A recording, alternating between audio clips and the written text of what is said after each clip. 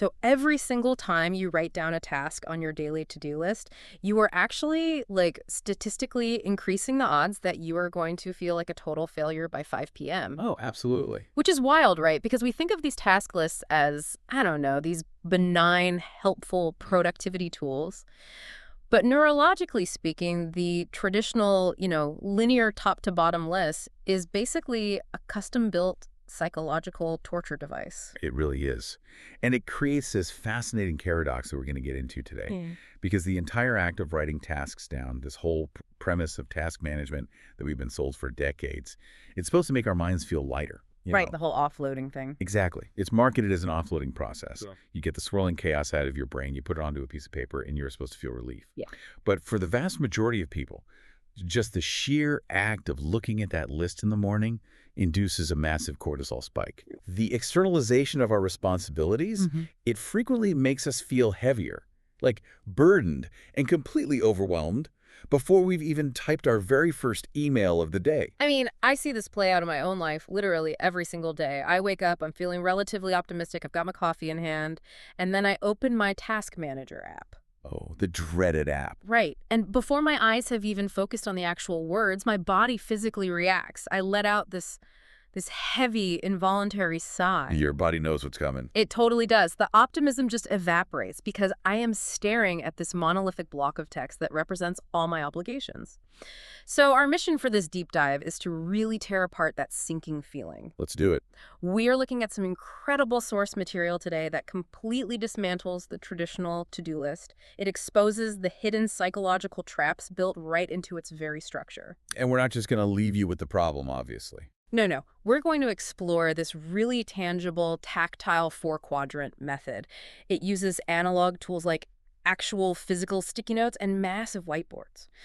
And this isn't just some cheap productivity hack to squeeze in more Zoom calls. Definitely not. It's a mechanism to fundamentally reclaim how we perceive our own capabilities and really how we interact with the passage of time itself. Yeah, framing this around our perception of our own capability is just so crucial here. Because the literature we are examining, it doesn't offer like 3 quick tips for working faster. Yes. It aims to restructure the actual geometry of how we visualize our lives. The geometry of it. I love that. Right, because the core issue originates from a very natural, almost primitive instinct, Right. which is a compulsion to capture absolutely everything. Right. You are lying in bed and a stray thought about a bank transfer just hits you out of nowhere. Oh, always at 2 in the morning. Exactly. Yeah. And your brain creates this state of mild cognitive tension. It effectively says to you, keep this active in your working memory. Do not drop this. Yeah, it's like a warning light flashing in your head. And maintaining that warning light requires actual metabolic energy. So writing it down is just the brain's mechanism for releasing that tension. See, the text mentions this tension, and my instinct has always been that, well, capturing the thought is just the responsible thing to do. Sure, it feels responsible. Right, because if I don't document the bank call and the grocery list and that sudden weird request from my boss, I am going to drop the ball. It feels like the system works precisely because it empties the brain. But the source material pivots so hard right here. It really does. It argues that the failure isn't the act of offloading. The failure is the mathematical impossibility of the container we are pouring those thoughts into. The math is just, it's incredibly rigid on one side and completely unhinged on the other. Unhinged is the perfect word for my to-do list. Right. Because human beings, we operate within strict, non-negotiable temporal constraints. You have 24 hours in a day. That is it. And once you subtract the biological necessities, sleep, eating, commuting, showering, you are left with a painfully finite window of actual executable time. A handful of hours, really. Exactly. But the capacity of a linear to-do list, that is infinite. Yeah. You can add 50 items to a piece of paper. You can add 500 items to a digital app without a single ounce of physical resistance. So you have this constantly expanding, limitless repository of demands, and it's just colliding at high speed with this fixed, unyielding wall of time. Which completely explains the exhaustion we feel by the afternoon. I mean, you Yeah. start with 20 tasks, you run yourself totally ragged all day, and you only cross off 4. And then how do you feel? Like a disaster. And here's where the text hits on something that completely shifted my perspective. It points out how we perceive that list visually at the end of the day. The visual hierarchy is so important here. It is, because in most systems, the things you actually manage to complete, they get crossed out, or they turn a really faint gray, or in a lot of apps, they literally just vanish from the screen. Right? They just fade away into the background. But the unchecked items, the 16 things you didn't get to, they remain bold, black, and highly, highly visible. They completely dominate the visual hierarchy of the page. And to understand why this is so damaging to us, we really have to look through the lens of human evolutionary biology. Okay, lay it on me. We have to talk about our inherent negativity bias. Right. The human brain simply did not evolve to celebrate completions. It evolved to monitor threats and deficits. Because that's what keeps you alive. Exactly. On the savannah, early humans didn't survive by sitting around admiring the berries they had successfully gathered. That doesn't help you survive. Yeah, look at these great berries I found yesterday. Right. They survived by hyper-fixating on the rustling in the bushes or the firewood they hadn't yet collected. The brain inherently prioritizes unfinished, lacking, or threatening information because that is what keeps an organism breeding. Wow. So it's basically the Zeigarnik effect in action. Unfinished tasks burn themselves into our cognitive awareness, while the finished tasks are just immediately discarded by our memory. Yes, exactly. So when I look at my list at 5 p.m., my brain doesn't process the 4 massive, difficult projects I actually finished. It is magnetically drawn to the bold text of the 18 lingering items. It just zeroes right in on the failure. It really does. The analogy I was thinking of while reading this, it's like walking into this massive, endless buffet, you know. You fill a plate, you sit down, and you eat a phenomenal, truly satisfying meal. Sounds great so far. Right. But instead of the restaurant staff hoping you enjoyed the food, the manager walks over to your table, points at the carving station and the dessert bar and the 50 platters you didn't touch, and actually penalizes you for leaving them behind. Oh, that's a brilliant way to look at it. You are punished for what you didn't consume rather than celebrated for what you successfully digested. And going to that punishing buffet every single day, that will inevitably wear down your psychological immune system. Totally. The source material really emphasizes this slow erosion. Daily exposure to uncompleted tasks doesn't just create a fleeting moment of guilt, it methodically dismantles your self-efficacy. Now, self-efficacy, that's different from self-esteem, right? Yes, very different. That term gets confused a lot. Self-esteem is about how much you like yourself, but self-efficacy represents something far more functional. It is the fundamental operational belief in your own competence to execute actions and achieve goals. Oh, okay. It is the core, deep-seated conviction that I can do what I set out to do. And the absolute tragedy of the linear list is how the brain internalizes that daily failure. Because when I look at a failed list, my brain doesn't rationally deduce, oh, well, this linear format is structurally flawed and mathematically incompatible with temporal reality. If only we were that rational. I know, right? No, my brain internalizes the data as a personal character flaw. The internal monologue just becomes, I am inefficient. I am someone who cannot follow through. I am failing. I've worked incredibly hard all day long, yet the tool I'm using to measure my output is actively gaslighting me into believing I'm lazy. Gaslighting is exactly what it's doing. And that psychological toll is precisely why the source material advocates for a radical shift in how we structure this information. We simply cannot take complex, multidimensional human responsibilities and flatten them into a single one-dimensional line. We need more dimensions. We do.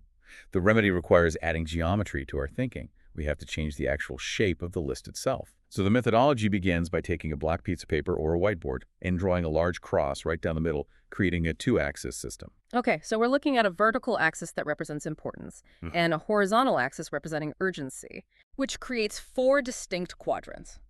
Urgent and important. Urgent but not important. Not urgent but important, and not urgent and not important. Now, anyone who has ever studied management theory will instantly recognize the bones of the Eisenhower matrix here. Oh, sure. The lineage traces directly back to President Eisenhower. But it's fascinating because he used this exact framework not to manage like a daily chore list, but to organize the overwhelming complexity of the Allied forces during World War II. Talk about high stakes. Right. It was a tool built for supreme strategic triage. So when we look at that top right quadrant, urgent and important, this is the survival zone. The firefighting box. Exactly. The text illustrates this with some pretty visceral examples, like the exact start time of a major sale where you absolutely have to be online right then, or a massive presentation that is due in exactly 20 minutes. These are the items carrying immediate severe consequences if you ignore them. They make your heart race, your palms sweat. Yes, they demand immediate metabolic energy. But, and I think this is so crucial, focusing entirely on the fires we're putting out ignores the biggest actual threat to our lives. When I look at my own failed lists, the things that actually derail my life aren't usually those urgent fires. It's the silent stuff. The quiet creep. Yes. And the source text spends a lot of time dissecting the quadrant right next to it. The not urgent, but important box. This quadrant is everything. Yeah. This is the quadrant of strategic leverage. Yeah. And the text uses this brilliant, incredibly mundane illustration for this. A car's gas tank sitting at exactly half full. Oh, I loved this example. It's so clear, right? It is fundamentally important that you have fuel in your car, obviously.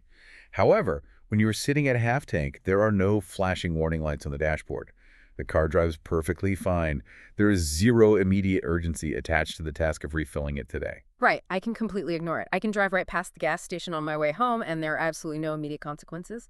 But the importance of it is like a sleeping giant. It's just waiting. Because if I ignore it for a week, that task doesn't just disappear. It physically shifts its position. It migrates across the axis. Yes. It slides forcefully from not urgent right into the urgent and important box. Yeah. And suddenly you are late for a critical meeting, the needle is on E, the warning chime is dinging at you, and you are trapped in a state of high cortisol panic. And the worst part is you did it to yourself. Exactly. You have engineered your own crisis purely through the mismanagement of time.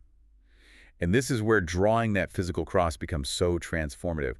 On a normal linear list, the half-empty gas tank and the impending work deadline, they look identical. They're just two bullet points next to each other. Right, they're just black text on a white background. They carry the exact same visual weight, but by mapping them on a spatial grid, those vague obligations suddenly acquire sharp, definitive outlines based on their actual nature. You are forcing a triage mindset over a filing mindset. Yes. Beautifully put. Because filing is just hoarding data in a line.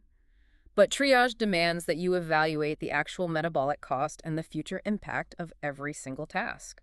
Recognizing that a half-empty tank can be delayed today, but absolutely cannot be ignored forever, that is the essence of preventing future crises. It completely reframes the nature of our daily obligations. It really separates the noise from the signal. Right. The top half of that cross dictates our day-to-day survival, sure, but the bottom half, Yeah.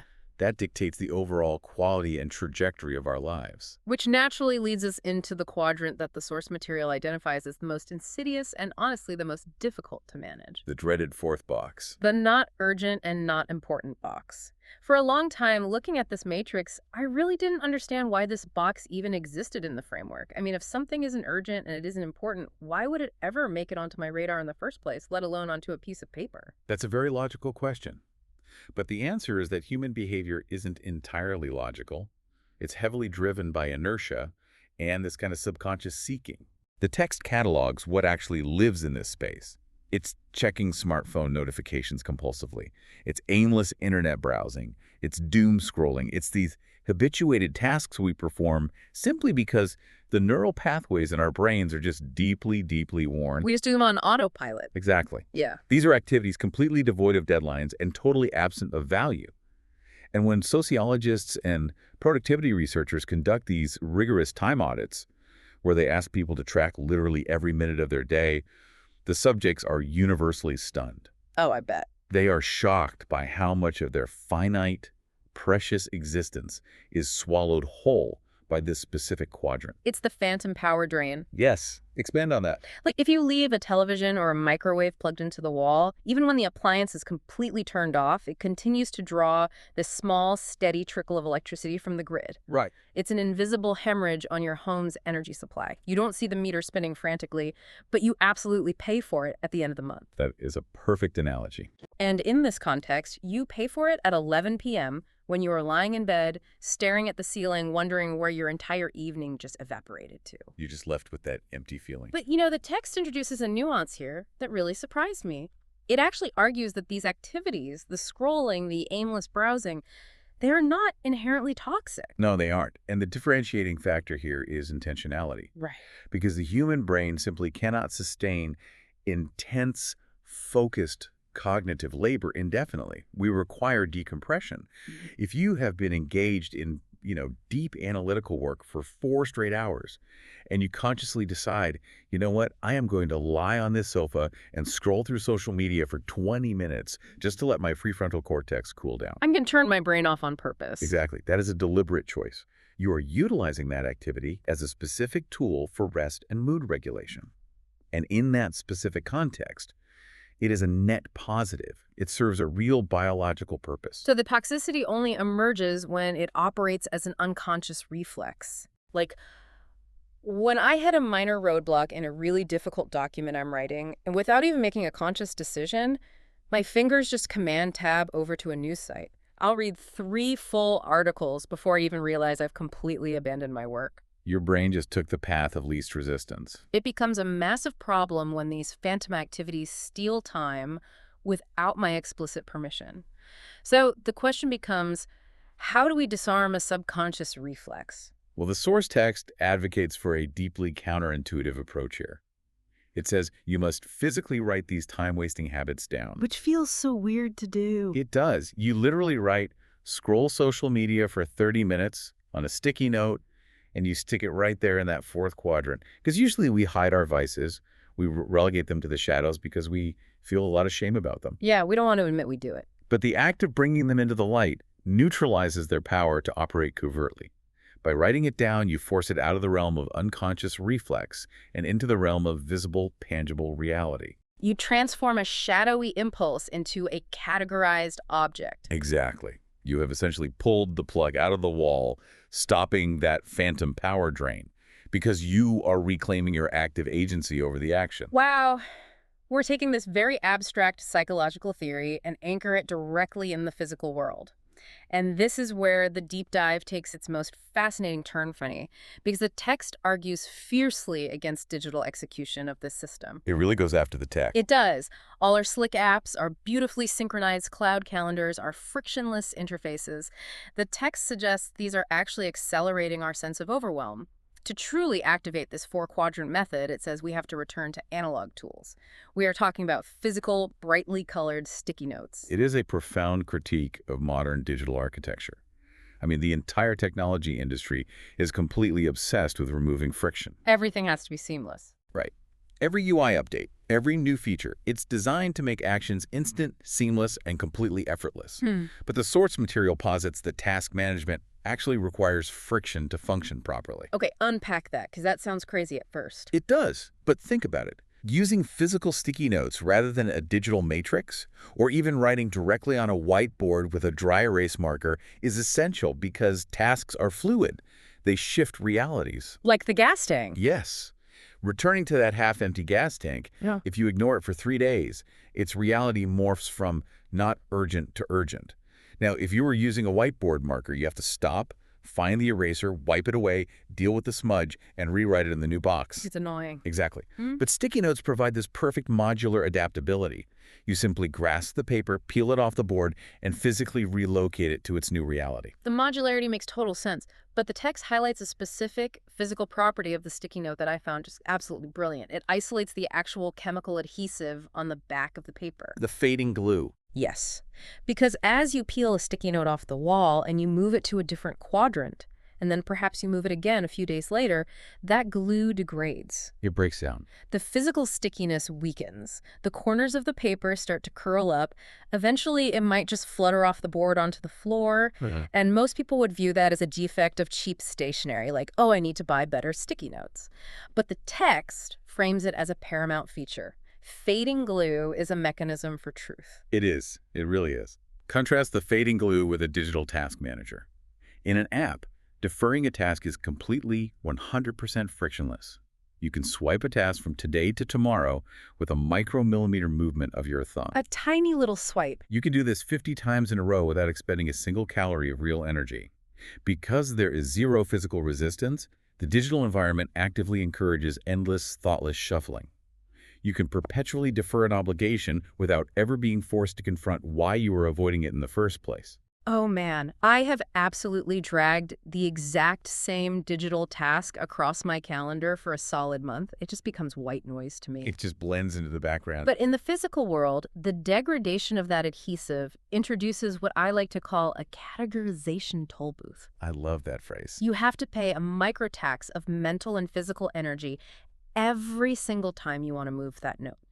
When the paper curls and physically refuses to stick to the new quadrant, it creates a hard stop. It forces you to look at this pathetic, non-sticking, curled-up piece of paper and actively interrogate your own behavior. It holds a mirror up to you. It really does. You have to ask yourself, why have I moved this 5 times? Does this actually belong on my board? Am I ever going to do this, or should I just throw it in the trash? Categorization toll booth is just an incredibly apt way to visualize it.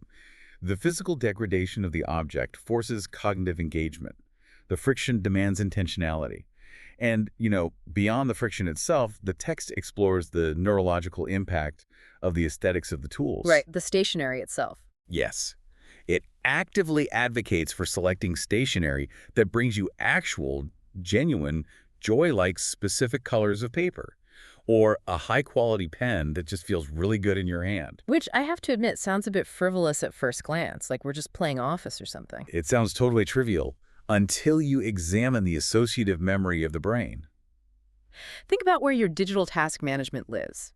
It exists exclusively on your smartphone, right? Yeah, mostly. It lives inside the exact same flat, glowing rectangle that delivers stressful breaking news, demanding Slack messages from your boss, and anxiety-inducing social media feeds. It's all in the same box. Exactly. Your brain associates that physical glass object with high cortisol states.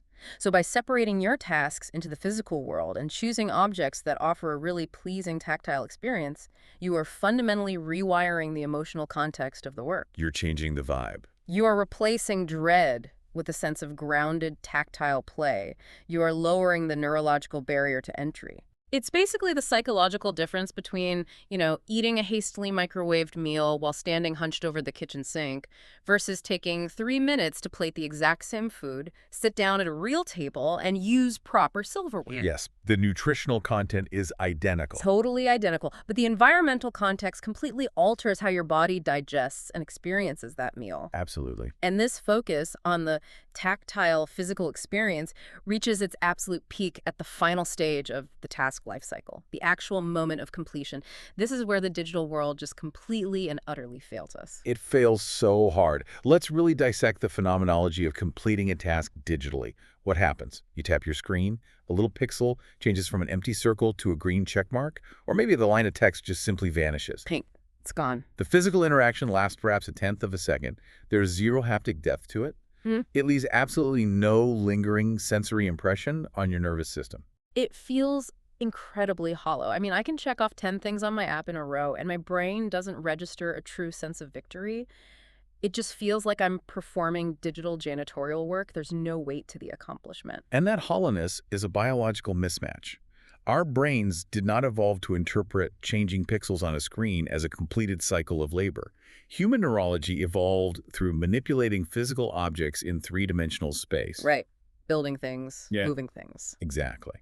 When early humans constructed a shelter, they felt the weight of the wood, they felt the rough texture of the binding, and they could visually perceive the structure standing there, where there was once only empty space. The brain's dopamine pathways, our core reward centers, are intrinsically linked to tactile feedback and visible environmental change. Which perfectly explains why the analog completion method feels so deeply, deeply satisfying. It really does. When you finish a task on a sticky note, you have to engage your entire upper body. You physically reach out. You grip the paper. You feel the slight tearing resistance of the adhesive pulling away from the whiteboard. You can hear that little ripping sound. Yes. You crumple the paper in your fist. You feel the texture change from flat to crushed. And you physically throw it into a trash receptacle. It is a highly legible, undeniable theatrical performance of completion. That physical theater is not just for show. It is a neurological necessity. The act of crumpling and discarding the paper finalizes the psychological closing of the loop. The loop is closed. Yes. When a digital task vanishes from your screen, it often lingers in your subconscious because the physical environment around you remains completely unchanged. The brain hasn't received sufficient sensory proof that the burden has actually been lifted. It doesn't believe it's really gone. Right. But when you throw that note away, you are providing the brain with hard, undeniable, tactile evidence. You are permanently removing the task's weight from your cognitive load. And that physical evidence is the exact antidote to the erosion of self-efficacy we started this whole deep dive talking about. Exactly. It comes full circle. Instead of looking at a digital list that highlights everything you failed to do, you are literally watching your burdens disappear from the wall through your own physical agency. You are proving to your nervous system, in a language it actually understands, that you are a capable entity. You are rebuilding your confidence through sensory proof. The analog method transcends basic organization. It becomes a genuine therapeutic modality for repairing your relationship with your own competence.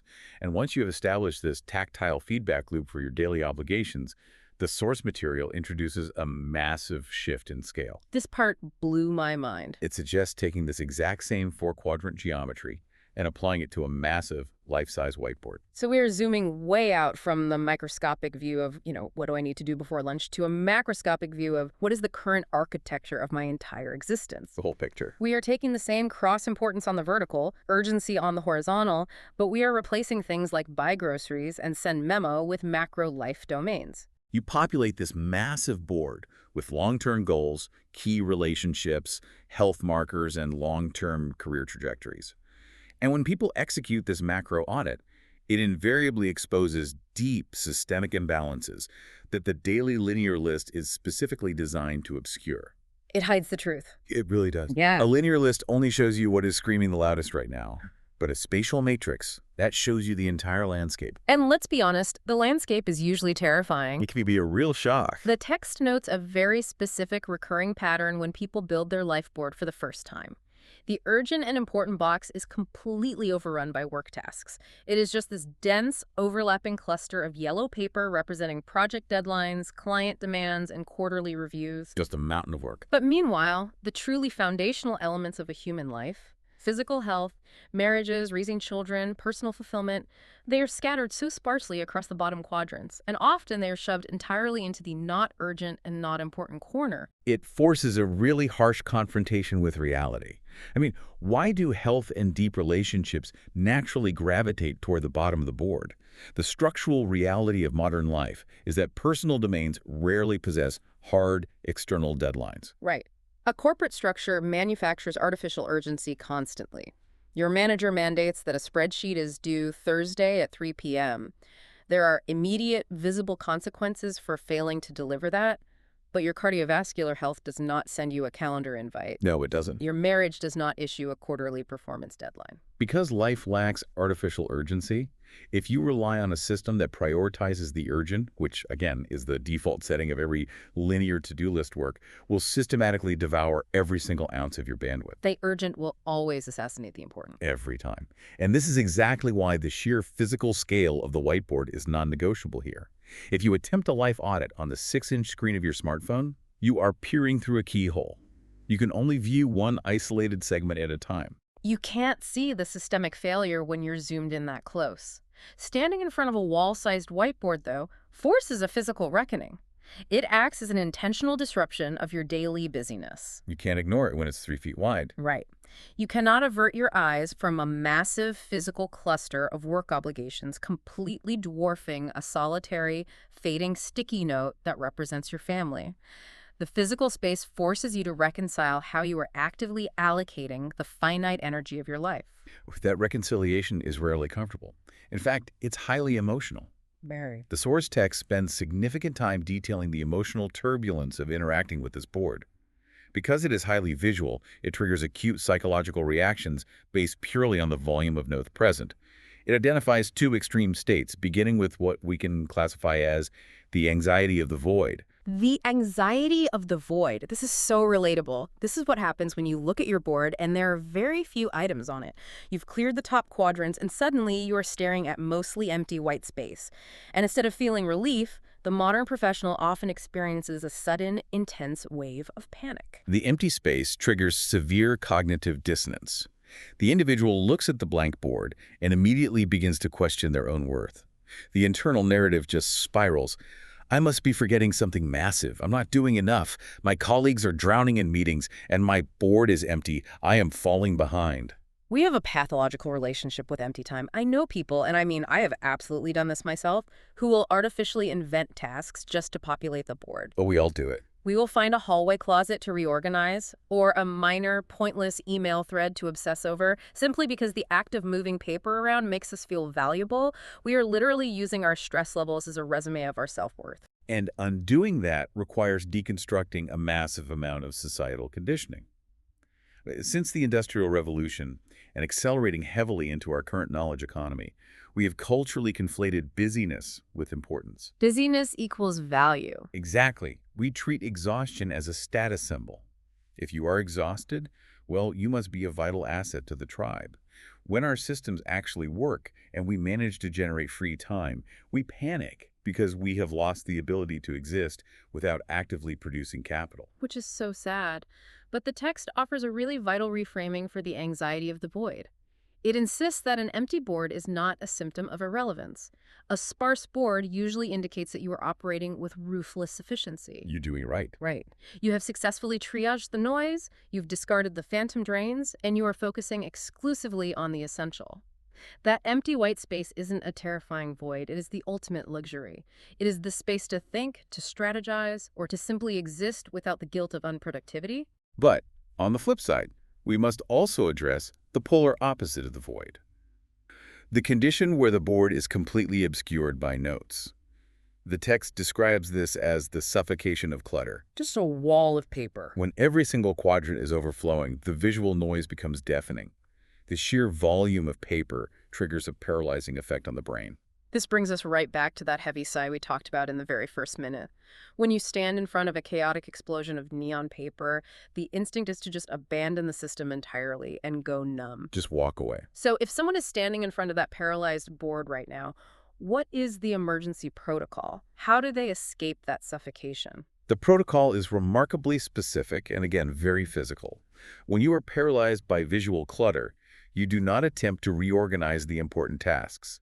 You go directly to the fourth quadrant, the not urgent and not important box, and you physically strip every single note off the board. Wait, you just take them all down? You remove them from your visual field entirely. You just throw them in the garbage, like you just abandon the tasks. You throw them away, or if you can't stomach that, you sweep them into a desk drawer to look at next month. Because the objective in that moment is not task completion. The objective is cognitive decompression. Oh, I see. By physically removing the lowest priority items, you instantly lower the visual volume. You reduce the cognitive load on your visual cortex. You are clearing the static so that the genuinely critical items in the upper quadrants can regain their clarity and actually feel manageable once again. You are forcibly turning down the noise. I love that. But you know, to execute any of this, to navigate the void or clear the clutter, the text introduces an absolute prerequisite, a golden rule that must be followed before a single sticky note is ever placed on the cross. Yes, the golden rule. It dictates a strict separation of phases. You must completely purge every single thought from your brain onto paper before you attempt to organize a single item. You cannot brainstorm and categorize simultaneously. That makes profound neurological sense. If I am holding a task in my working memory and simultaneously trying to analyze its relative importance and its urgency, I am heavily taxing my prefrontal cortex.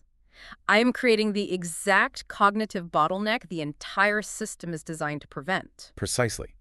You must externalize the data completely before you can analyze it. Yeah. You create a messy, chaotic pile of raw thoughts first. Just get it all out. Only when the mind is entirely empty and that underlying cognitive tension is finally released, do you begin the process of sorting those physical objects onto the spatial grid. Wow. This has been such a massive journey into the architecture of how we manage our lives. If you are listening to this and you have spent years feeling defeated by your own lists, feeling like you are constantly falling behind, the most important takeaway is this. The failure is not in your character. It is not your fault. The failure is not a lack of discipline. You have simply been using a one-dimensional tool to manage a multidimensional life. The linear list flattens reality and it punishes human limits. By shifting to a physical four-quadrant system, you introduce the geometry necessary to perform triage. You separate the urgent noise from the silent importance of your actual life. And remember, the tools we select fundamentally shape the boundaries of our thinking. The tactile reality sticky notes, the fading glue, the physical act of throwing away a completed task.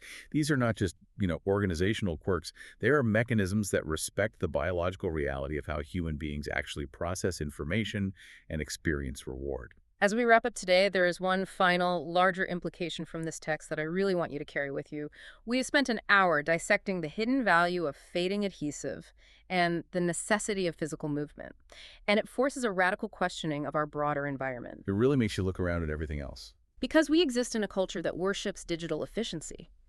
Every piece of software, every app update is engineered to eradicate friction from our daily experience. The overarching goal of modern technology is to make everything instant, seamless, and completely devoid of physical effort. But this methodology suggests that the friction we are so desperately trying to engineer out of our lives is exactly what anchors us.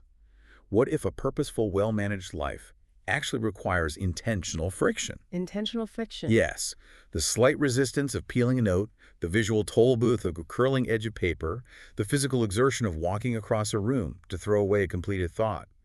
What if that resistance is exactly what our nervous systems require to feel grounded in reality? In our relentless pursuit to make everything easier, we may have accidentally made it impossible to feel the weight of our own accomplishments. What if we need the resistance to feel the weight of our own lives? That is just a stunning thought to end on. So, your action item for today requires zero software. Do not open an app. Find a blank piece of paper and a pen. Draw a line down the middle and a line across. Dump the swirling chaos out of your head. Find your categorization tool booth and start reclaiming the quiet, empty space in your mind. We will see you next time on the Deep Dive.